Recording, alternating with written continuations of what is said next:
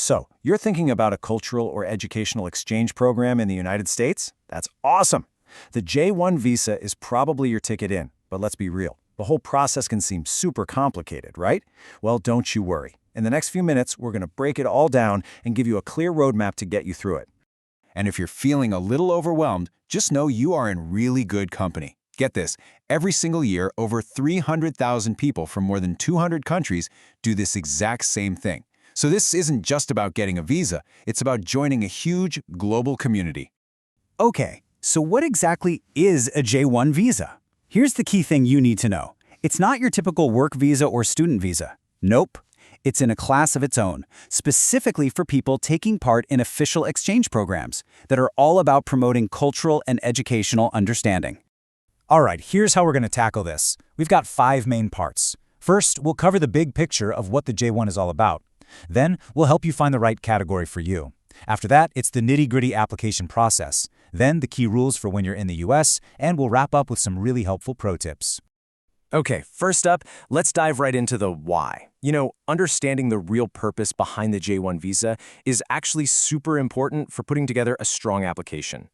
So this whole program is built on this really powerful idea that goes all the way back to 1961. It's not just about what you can learn or what work you can do. It's about a genuine two-way street of cultural exchange. It's about you sharing your culture while you experience American culture. That's the heart and soul of the J-1. So keeping that spirit of exchange in mind, let's get down to business. Your first major task is to figure out exactly where you fit in.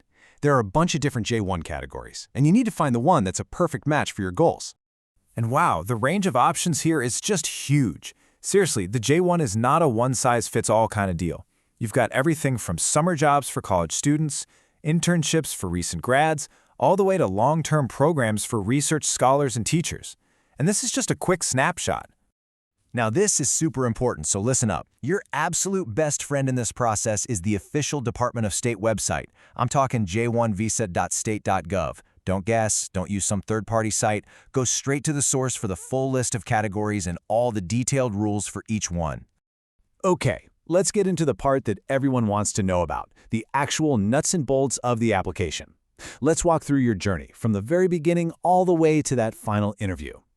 Your whole application journey really breaks down into these 5 core steps. But, and this is a big but, look at number 1. This is the absolute starting point, the key that unlocks everything else. You can't just apply for this visa by yourself. You have to find a designated sponsor organization, get accepted into their program, and then they'll give you the magic document, Form DS 2019. All right, let's talk about fees. Once you have that DS 2019 in hand, you'll need to pay the SEVIS I-901 fee. Now, this isn't the same as your visa application fee. Think of it more like your official registration fee that gets you into the government system. It basically flips the switch and makes your record active. Okay, interview day. You've got to be prepared. Think of this as your essential packing list. You'll need all the obvious stuff, right? Your passport, all your forms and receipts, but I want you to zoom in on one item here. Proof of ties to home country. This one is a really big deal, and I promise we'll come back to why it's so crucial.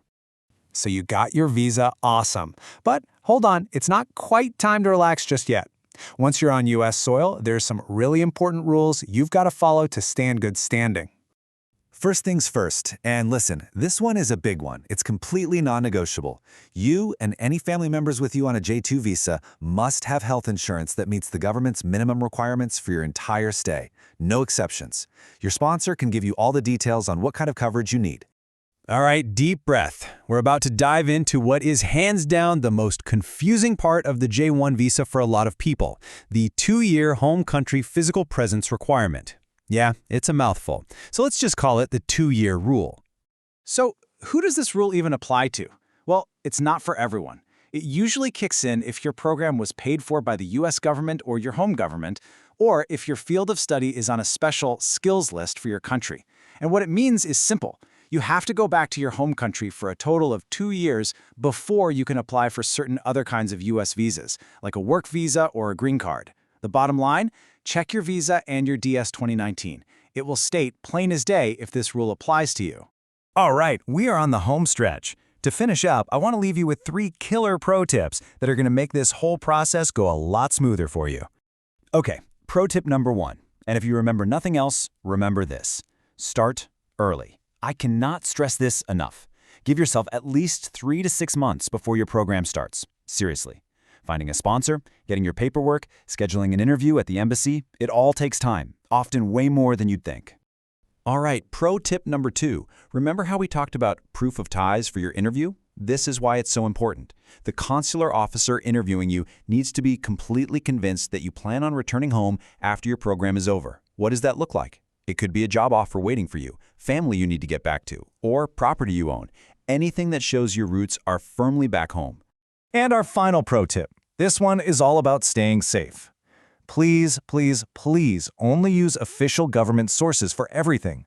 Forms, fees, instructions, all of it. If the website address doesn't end in .state.gov or .gov, just stay away. There are a lot of scams and bad information out there, and this is the best way to protect yourself. So there you have it. That's your roadmap to the J-1 visa. Look, is it a process? Yeah, for sure. But is it doable? Absolutely. With careful preparation and the right info, you can totally do this. An incredible experience is literally right around the corner. The only question left is, are you ready?